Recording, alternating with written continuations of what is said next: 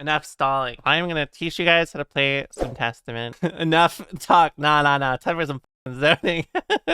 Exactly. Let's talk about the patch and why the last patch is important. So basically, in the last patch, they made it so if you use Fireball while the current Fireball is still out, it will always work. If, let's say, you use H Reaper, you could not do anything until that spell disappeared. So now, in fact, you can actually swing pretty leniently with it and not actually worry about that. That's a big change for their neutral. But the biggest thing that actually matters for them is the 2H change. The 2H change, it's funny because a lot of people like saw this change and they're like, this is gonna be this it, dude, it's over. But this change is actually the biggest by far. Before, when Testament would get like counter pokes, let's say like here, you could only like get Arbiter because you could not really get anything beyond. However, because of the change, you actually get pretty good combos now. You get actually quite a lot, and you can always go for you can go for a safe jump off this. You can go into super. It's very strong. It's a very good change. Likewise, like before with 2S 2H. This would basically never work. So in exchange for basically losing 2H into Crow, you get way better routes across the board. But that's not the only thing that they actually buffed with that change. It's actually their offense. And just for the record, if you're unaware, H Grave Reaper uncharged, just this, is +2. It's +2 or +3. The reason why this is so important is because there is no character in the game that has a 4 frames or will beat low profile move. So like, let's say, for example, you do this. No character can actually mash on this despite frame data kind of implying otherwise. As a result, it means the overall pressure is a lot stronger. The threat of everything is a lot stronger. It enables them to be more greedy with their offense. They can jump out or RPS around it. The thing is though, if you jump, let's say you jump here, you do not actually recover in time to punish them. So as a result, even if you jump out literally frame 1, you cannot contest them. This just puts you back into the same situation. The illusion of free choice. Some characters with better movement options can RPS very well out of this. Characters with varying movement, or like let's say Ram, or characters that can adjust their movement can RPS around this. But ultimately, if you have a traditional movement, you're not going to be able to really do anything. Oh, this is also a frame trap, just for what it's worth. You cannot do anything against it. On top of it, basically beating everything. So like, let's say if you do this, it's a frame trap. But basically, using the threat of just like raw, like fireball or like delayed fireball to call it fuzzies is extremely powerful. And of course, this 2d6H is actually one of their best starters in the game. I guess just as a baby comparison. The benefit of this though is not just the fact that you stain them, but you can see the benefit is also you do a lot of chip damage to them. Especially if you end up charging it. Right? And of course they gain meter every time. If you're like brawlic, like if you instant block this, it can actually whiff on you the first hit. Which in turn you can punish it. However, if you IBFD, it depends. Because the problem with this is that even if Testament gets a distance like this, unless you're a specific character, they are still advantaged. It's like an awkward mixture of like, how do you mix between getting them close enough while also not being far enough? In fact, now, you know what's funny? Because of the last patch, my impression is that characters who actually are better at interrupting Testament's game plan are much better against them than like traditional top tiers. Like for example, Ramethal, I don't even know if I would say it's particularly bad because of 6B anymore. Whereas a character like Axel is definitely really bad because of the way that Axel can RPS with you in situations that other characters cannot because of his frame data and like the move lane, which is kind of funny, but it also tells you what kind of position Testament is in. Another problem though is if you instant block it too close, they will just close slash you and win by default, basically. So that's the key thing. It's RPSing with different movement, or I guess from the Testament side, you just want to RPS with how you choose to like let go of Stain or H Grave Reaper, how you decide to RPS from there. Because even once you decide to back off, usually it's rare that you're going to find a character who requires you to stay close. Again, usually it depends on the characters that can interrupt their game plan, like Axel and Happy Chaos are two characters you would not want to reset to neutral, but sometimes you have to anyway. There are also some situations now on offense where it's guaranteed if you hit them with 2H. Like, for example, here, because 2H vacuums, if you ever have them stained and you do it, they vacuum in closer because it actually procs on the old side. You get hit, right? You get vacuumed, and then the proc of stain activates where you were, which makes you turn around and pushes you closer to them, which in turn makes their offense enforcing this extremely strong. That's why they get vacuum closer on stain hit rather than actually being pushed backwards. So it encourages a lot more general offense with H Grave Reaper. There are some exceptions that we'll talk about, but basically if they're a character with no DP, not great at jumping or like moving around in the air, and they have no DP, they're basically, you just steamroll them. Obviously excluding the fact if they can fight you from a distance too. I mean, Faust is a freebie. Faust, even though he moves in the air, he doesn't move in the, like, his movement isn't super great at fighting it. Zato's defense is pretty bad, so it's easy to steamroll him with it. Obviously if he gets out, it's different, but usually he'll die off of one or two interactions. Ranatha is a great example. Even though like she can use the air, you can position yourself for it still. Like, let's say if she ever used the flip move. Leo, you never want to do it against him, for example, because he has flash kick, and he can just flash kick on reaction to 2H, which is, it means you pretty much don't use 2H against him. Nago basically is the best example of it, where he cannot move in the air, and he cannot actually fight you directly in his face. Testament 2K will go under Nago 5K and win on almost every other interaction. It'll also go under Nago far S. And then if he's too close, then he can't use things like 2S. Giovanna is also like in that boat because she doesn't really have great air movement. Anji as well. Anji's one of the best examples of that as well. Ino as well. Gold Lewis, another great example. Happy Chaos, like I said, he resets to neutral. It's usually, it's just in general a negative situation for you. Spaiken, you can't do it against her because she can parry on reaction. If they have DP or good air movement, it's very hard to take advantage of it. Let's talk about a general way of how to approach New Testament because things have changed. Arbiter is still a powerful tool in general if they stain them. The benefit, of course, still is in the fact that you get this now, right? If someone ever like RPSs on you like that, you get a combo now, whereas before, again, you'd only get something like this. In this version, things like 5P, 2K, 5K in general into Stain is a lot better now, especially with that, obviously. The benefit of doing this and why it's more important to actually swing out into things like this and build more meter, because you're using H-Grave Reaper so much, you gain meter for making them block and for the second projectile hitting, which means if you're doing this in conjunction with the fact that you have Stain, usually you can extend pressure longer and in turn just kind of go from there, you know? And a lot of their matchups are dictated by how much meter they get. A very common trend with Testament is actually like, you can be very greedy with how you, you know, continue pressure like this, right? Which means if you ever do like a fast RC or anything like that from it, right?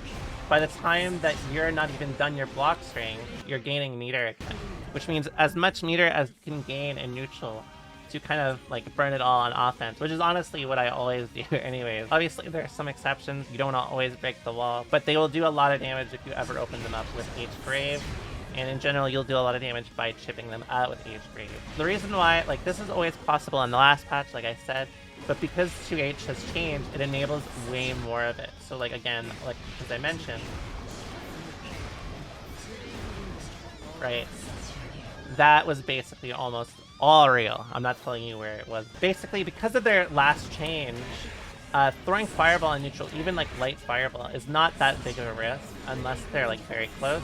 There are ways they can get around it, but ultimately, like, you can always just do something like this if you feel like showing off. In fact, this is the common anti-Kai tactic if they ever use Thundipper too much. And a lot of their neutral has gotten better from just how it's essentially they're stronger at a distance. Like they buff their ability to control neutral from a distance. Like from here, it's a massive change. Like I cannot like overstate how much it is from here. It's just from here, it's like when you're up close, it's not as relevant. And that change is also more relevant because if you ever did something like this before, and let's say the second hit whiff, which sometimes it would basically mean that you cannot continue your pressure anymore until it runs out, right? I believe they're kind of like a stack meter monster and just kind of bulldozing them on offense now. You can always do the same sort of old pressure string where you do like, I call it the infinite block string, You can still do that. It's not as effective, I think, this pet, unless it's in specific matchups, or if it's against people who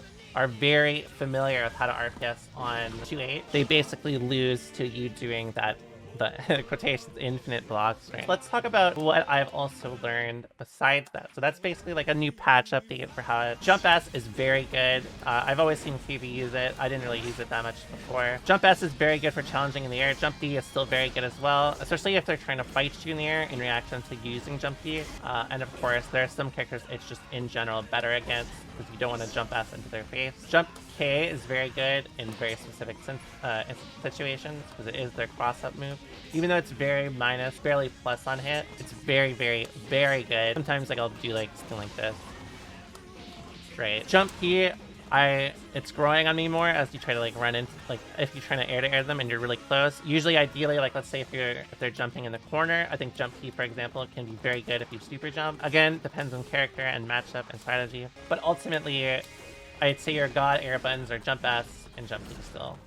Jump H, obviously really good as a jump in, but not always. But then again, you can always just do H Fireball. Let's say if you use it right before you fall, like this, you can sometimes basically get a guaranteed Fireball out. The important thing is you do it later, because if you do it too early, you'll extend your hurt box. If you do it late enough, it'll barely extend your hurt box. Well, it'll work in the same way. It'll just be extended for a lot less time, is how it works. Basically, anything that would block a traditional, like fireball, this grounded fireball, I would use air fireball, because even though like the way that it looks is a little like, you would think that it'd be at eye level with the skeleton, right? It's basically at like Soul's chest, right? But it actually goes lower, which means if you ever use this is basically a very good way of controlling the space above it while also getting a succubus underneath them, which is a very interesting design. I don't really know why this works like this. It seems like a bug to me. One thing I've become a very big fan of is Raw Crow. I think Raw Crow is extremely strong. I was not a big fan of it before. In general, the reason why I like it so much is in some matchups, some characters can actually not really deal with Crow that well. Like for example, against Faust, if he ever stands up, or like let's say again Potemkin, if they ever just stand block, they can get hit by Raw Crow. Let's say if they crouch it, the benefit is you can always call it back as it's coming back like initially the first time, which means you can get a very low Crow, which in turn will hit even people crouching. A very important thing about Testment's playstyle and their kit is how they zone you out before they start their offense. The best way for them to actually play, in my experience, is to have like hits like, let's say that, kind of go for like a fireball, microdash, and then you can test while they're stained. Because obviously if you get a hit when they're stained, it does a lot. If they get hit and they're not stained, your damage is entirely dependent on counter hits. They cannot get anything from far hits most of the time, unless it's like 2H or something, or 6H, which are basically slower moves. One of the better things as well about Jump D, I actually will mention this, if you're unfamiliar, they do have kind of a mix-up.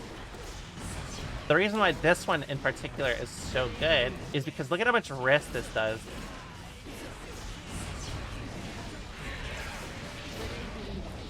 Right? This is a very common sequence that happens. People just under-expect too early. And see, because of all that risk, it does almost 300 damage. I mean, it is the Faust as well, but I'm going to give you guys a little bit of matchup knowledge. In fact, not many people do this. Basically, if you get only one hit on the fireball as it approaches, like let's say, like the second hit whiffs, right? You still get knocked down, but they actually cannot throw you if you get hit by only one hit of fireball. The fireball always has to do 2 hits or you can jump it. Very important to know. You can always jump the Crow. Maybe not like Nago or Gold Lewis. Every other character can jump it. 5H. So no one talks about this button. This is actually probably one of their best buttons. It's not good on its own, right? 5H is really great as a counter poke, not necessarily as just like do it sort of thing. And the reason why it's so good, one, they get a lot of damage off of it. You can always just do this if you want, which in turn, leads to a good situation. But the benefit of this is there are some situations where, because of the hurt box, even though it's 1 frame slower than far S, it will beat other normals that would beat far F. So if you know that they're gonna mash on you, especially with something big, you press this button. This is the dumb button. If you get hit by this, you're a dumb diaper baby. It means you got red. Or they're just pressing it for funsies because they want to kill you. And of course, you get a lot of damage off this. This is one of their best starters. You can almost break the wall. In fact, I think you can, but I'm not super sure. You probably have to delay the 5-8 or like the last Arbiter super long, but you can theoretically get a wall break from round start with this button as well. Basically, if you get a counter hit, you always will get a combo if you're playing Testament. But obviously, excluding the obvious that they get counter hit 6 feet, which they are probably the most relevant for that. I want to note this too. If people are unfamiliar, you actually do get a combo. One of the reasons that 6P is as strong, and this is a character thing that they do with zoners, or characters that can play keep away, is their 6Ps are always designed to be obscenely strong. If you played older games, you're familiar with Venom 6P.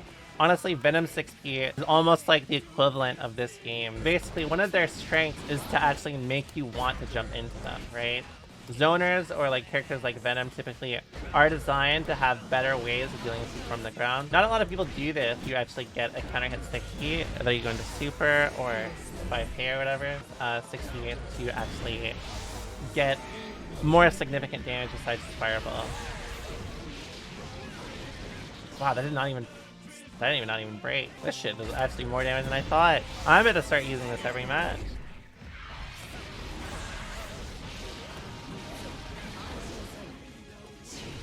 Let's talk about their 5P, because I didn't talk about their 5P and 2P before. Basically, they have a very good 5P. It's actually something I'm starting to use more. Their 5P is extremely strong, and I would recommend using it more. Even though their 6P is very good, there are some situations or characters who can bait it out more. Their 5P is basically the answer to if any character tries to bait this, you just start mashing on this shit. 2P is very good to start your pressure. Like I said, if they're stained, it actually is an auto frame trap. Let's say you don't mash. I mean, they're gonna just wait for the pop. This is plus 24. So like once they throw TP, and let's say you try to DP in between it, they're just gonna block it anyways. Basically, their TP is really good in specific instances and against specific characters. Almost always, their 2K is gonna be the best because it's 6 frames at low profiles. It goes far as fuck. It gives a combo, but not really in neutral. Same with like 5P. It's a lot more situational depending on the character you play against. Most characters, you just hit them with the 6P if they jump in on. Other characters, you have to vary it more between 5P and 6P. H and S Arbiter, they're still good. I would actually recommend not using too much of it in comparison to before. It's more of just like a knowledge check to see if they know or if they are aware of how to beat it. S Arbiter is faster, but will not track bad attacks in the same way because it is faster. Likewise, sometimes each Arbiter will track better because it is slower compared to S Arbiter because it is actually faster, which I know is a little weird. Oh, Teleport. Teleport's the last one I'm forgetting. The Teleport is actually, it's like situational. It has some advantage in the fact that you can always threaten things. Sometimes I'm actually shocked by this, but a lot of people hella overlook for teleport. Sometimes I just start teleporting in places, seeing what they do. But honestly, if they think about teleport too much, you just do your regular thing against them. I think honestly, the threat of teleport is stronger than actually using it compared to how a lot of people have adapted to me. If you actually teleport, it's a little iffy. Like some situations, it's okay. Or like, let's say, if you teleport, you can always be punished. You're never plus going into teleport. I think even at best, maybe -1 or 2 after, like, let's say staying in teleport. Means you can always RPS with something if you want. Let's say if they try to press like a button to like call it out. Basically, the way that teleport works is that Testament is still on the screen technically. They just teleport over. Like their model like slides over. Kai presses a button too fast in this context. His button will whiff on the wrong, or like it'll go to the other side where you're not at, and you get to punish him for it. Which is why sometimes looking for it is not great. Because if you're in a position where they can just teleport behind you and you're not using throw, they can kind of take advantage of that. Like teleporting for Oki is also good. Like for example, there are some situations where using that is fine. If you mean like this, you don't even need to fully charge it. You will always be plus here. But likewise, if you ever wanted that, you can do, you can just do like this for a safe jump. Which in turn, if they get opened up by whatever shit you do, you get a mix-up. Or you get a combo. In general, I would not recommend teleporting like that unless either A, you want to lose, or B, it's Happy Chaos for like Axe or something. Basically, it's a character you have to, or a situation you have to play without Stain is really the only time I'd recommend. You have to remember, Testament strength is not linear like other characters. A lot of other characters have a goal of like, well, I should say it is linear still. Your goal is still linear. But the way that you essentially get rewarded is not as one-to-one as other characters. If you're unfamiliar with all other like knowledge checks around how you can get stained, this matchup can feel, especially, or any matchup can feel miserable, because their benefit is that they always get a combo off their pokes, which are all very, very good. But of course, you have to remember, if they are not stained, you're not at much risk. The worst case scenario for you is when you are stained. If you want some advice against Testament in general, I say you RPS pretty heavily until they have stain, and then you usually want to wait it out and RPS with something that you feel comfortable with, depending on your character. So like how well Naga does against Testament usually depends on how fast they use their blood meter.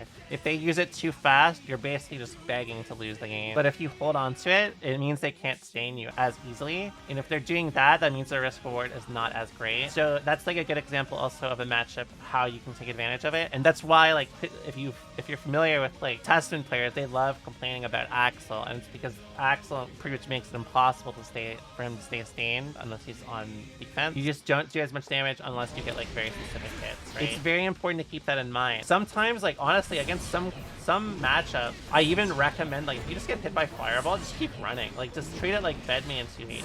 But for example, if you have stain, you better be fucking careful, because everything is about to kill you basically, especially if they have meter. But I want to emphasize also, just because, like, you still have to take risks in both scenarios. Like, sometimes you have to play passive in like non-stain situations, and sometimes you have to play aggressive in stain ones. But in general, that should be your rule of thumb. And that's about it.